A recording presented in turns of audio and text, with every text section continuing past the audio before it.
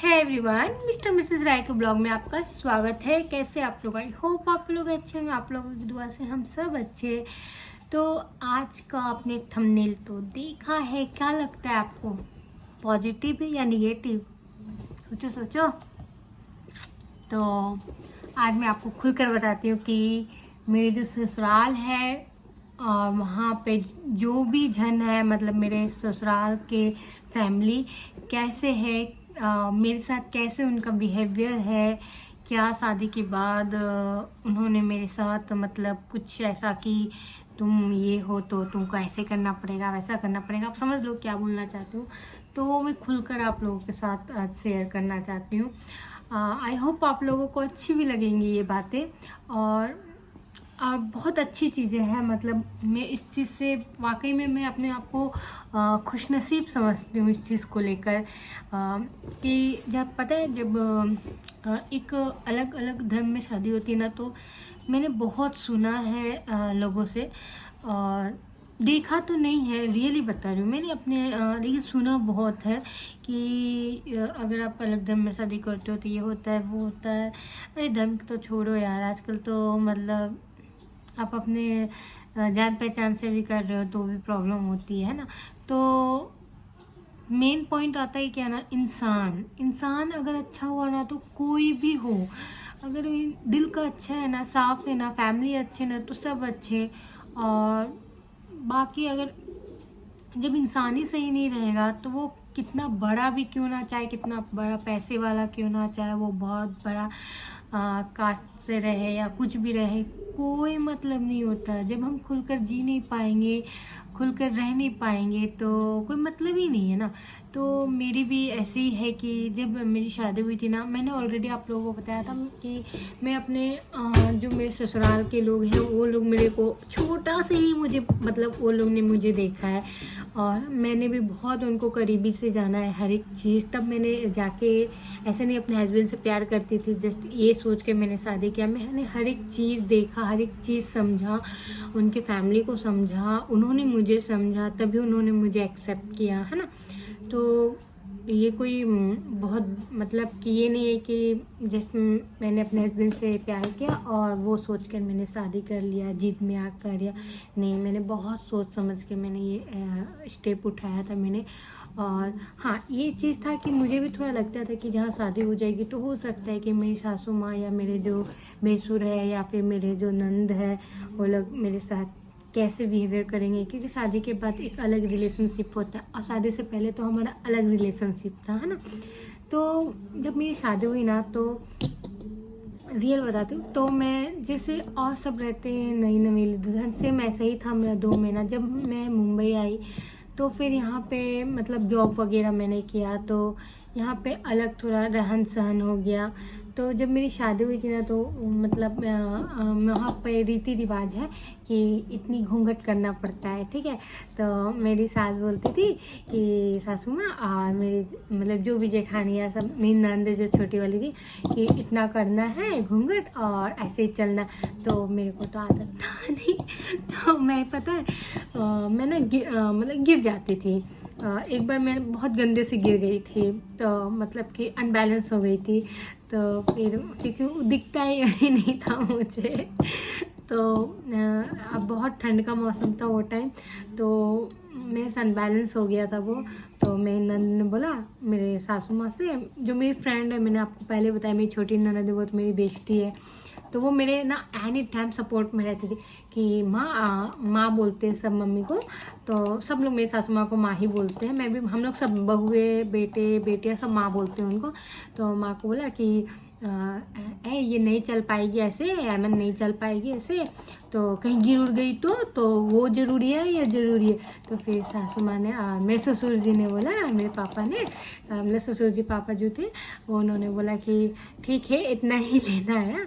तब से मेरी घूंघट मतलब इतनी हो गई, जबकि वहाँ पे रीति रिवाज है इतना। लेकिन अब समझ लो वो बहुत जब 9 साल पहले की मैं बात कर रही हूँ, 8 साल पहले की बात कर रही हूँ, तभी ऐसा था। अभी तो बहुत कम हो चुका है, बहुत कम हो चुका है। मतलब इतना लेते हैं सब ऐसा, या कोई कोई होते हैं जो इतना भी लेते हैं, लेकिन मैं इतना ही लेती हूँ।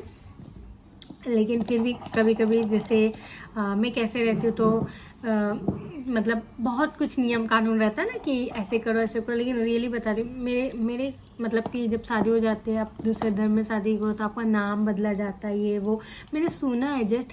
लेकिन क्या मेरे साथ ऐसा कुछ भी नहीं हुआ। जो मेरा नाम है आज तक मेरे नाम वही नाम से है, अमन, क्योंकि मेरे पापा ने और मम्मी ने वो नाम रखा था, तो वो नाम मैं चेंज नहीं करा सकती। तो और ऐसा नहीं कि मैं जीत था या कुछ, मेरे मतलब कभी ऐसा मुझे मेरे ससुराल वाले ने बोला ही नहीं कि तुम्हारी शादी हो गई तो तुम नाम चेंज कर लो, कभी भी ऐसा नहीं बोला है, अभी कभी भी नहीं। फिर उसके बाद एक होता है ना कि डिश को लेकर, मतलब खाना को लेकर, डिश को लेकर कि ये बनाओ, कभी नहीं। मेरा हमेशा ये रहता है तुमको जो आता है ना तुम वो बनाओ। फिर कभी ऐसे पूजा पाठ हो गया है ना, तो उस चीज़ को लेकर कभी भी नहीं, रियली बता रही, कभी भी मेरे को फोर्स कोई भी चीज़ के लिए, फोर्स तो दूर की बात है, मतलब कभी ऐसा एहसास नहीं होने दिया है कि मैं अलग हूँ या वो अलग है। कभी भी ऐसा एहसास नहीं मुझे उन्होंने होने दिया, आज तक नहीं होने दिया है, रियली बता रही हूँ। मतलब हमारी ईद वगैरह आते तो मेरी नंद लोग मेरी सासू माँ भी बोलती है हैप्पी ईद ऐसे करके। मेरी सासू माँ को नहीं बोलने लगे तो अरे तुम्हारा ईद है ना तो तुम समय खा रही हो, ऐसा ऐसे बोले जाते हैं। बहुत मतलब आज तक कभी फील हुआ ही नहीं कि क्या है क्या नहीं, रियली कभी हम सोचते हैं ना। अभी जब से मैं ब्लॉग बनाना स्टार्ट करूँ तब थोड़ा मेरे दिमाग में आता है अच्छा हम लोग ये है, लेकिन ऐसे ना कभी भी नहीं आता। तो ऐसे ही मतलब मेरे ससुराल है कि कभी भी मेरे को कोई भी चीज़ के लिए मतलब फोर्स नहीं किया। और मैं ससुराल में जब जाऊँगी ना मैं आपको दिखाऊँगी। पहले मैंने इससे पहले का मेरा ब्लॉग है ससुराल का, बट ज़्यादा मैंने कैच नहीं किया है, वीडियो नहीं लिया है मैंने, क्योंकि ठंड का मौसम था। और मेरे बड़े पापा जो थे मतलब मेरे हस्बैंड के बड़े पापा वो ऑफ हो गए थे, उसके कारण हम गए थे अपने ससुराल बुगू को लेकर फर्स्ट टाइम। तो जनवरी का मंथ था, तो वो टाइम ऑलरेडी सैड था सब कुछ, तो वो टाइम मुझे नहीं अच्छा ही लगा कि ज़्यादा व्लॉग बनाना चाहिए, है ना, क्योंकि स्थिति देख के ही व्लॉग बनाना चाहिए, वीडियो शूट करना चाहिए। अब वहाँ पे सब रो रहे तो मैं उस चीज़ का वीडियो तो नहीं बना सकती हूँ, अच्छा नहीं लगता। तो इस वजह से मैंने उस टाइम ज़्यादा व्लॉग नहीं बनाया था। लेकिन इस बार मैं कभी भी जाऊँगी ना तो मैं हर एक चीज़ आप लोग से शेयर करूँगी, कैसा है कैसा नहीं है मेरा ससुराल। और वहाँ पे क्या आता है ना, छत पे जाओ तो ऐसा नहीं है वैसा, मतलब सबके मेरी सासू माँ को मैं ये भी बताऊँगी कि हम तीन हम हैं, मतलब 3 बहुएं हैं, लेकिन मेरे साथ ना हमेशा बेटियों जैसा उनका रहा है। मतलब कि वो शुरू से मुझे जाने हैं ना, तो वो फीलिंग कभी नहीं आता है ना मेरे में आता है। मैं तो बहुत टाइम बाद उनको माँ बोलना स्टार्ट की थी, मैं तो आंटी बोलती थी, अंकल आंटी ऐसा बोलती थी। बहुत टाइम बाद मैं माँ और पापा बोलना स्टार्ट किया था मैंने, क्योंकि मेरा यही था कि जैसे हम रहते थे वैसे ही।